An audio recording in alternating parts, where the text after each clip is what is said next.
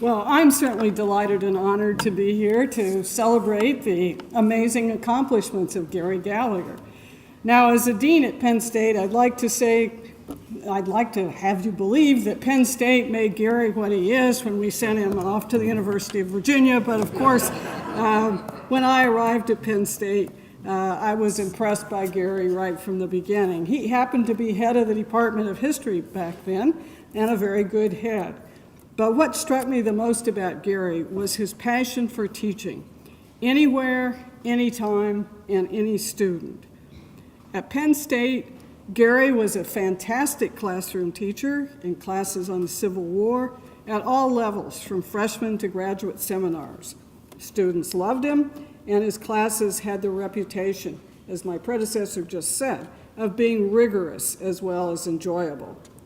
Visiting a battlefield with Gary was a high point of many of our undergraduates' education, and many of his students developed a lifelong interest in the Civil War. Adults find him to be an equally fabulous teacher. He's a frequent speaker at Civil War roundtables and events around the country. His course on the Civil War has been a fixture of the Learning Company's great courses for years. At Penn State, he inspired many of our alums to share his passion for the Civil War and the Civil War era. Walking the battlefield with Gary is just as inspiring for alums, as John now has said, as for undergraduates.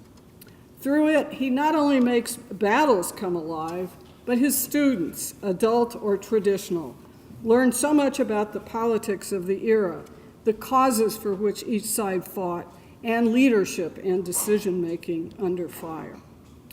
Gary's passion for teaching and for the events and ideas he studies inspire new thinking about the importance of key historical events that shaped our country.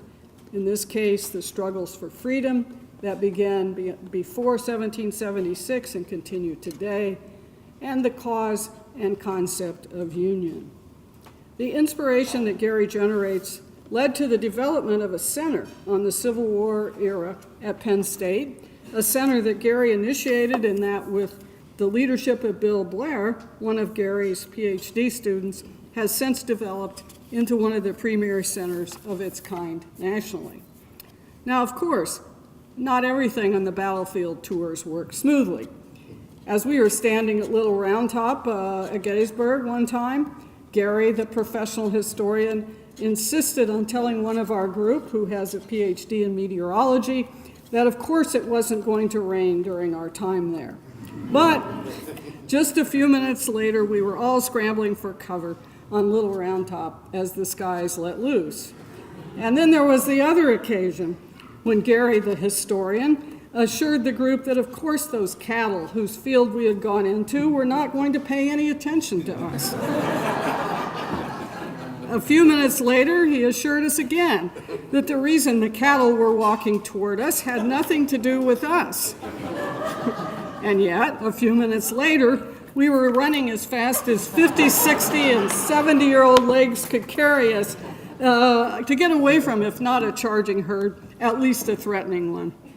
But fortunately, we're not honoring Gary tonight for his meteorology or his agricultural skills, but for his contributions to liberal arts education. I can think of no more deserving candidate for this award. He has brought the Civil War alive to students in his classrooms, graduate students whom he has mentored, and a national audience of adults. Through his passion for teaching, he has inspired thousands to learn beyond the classroom, and for that, he is most deserving of this award. Congratulations, Gary.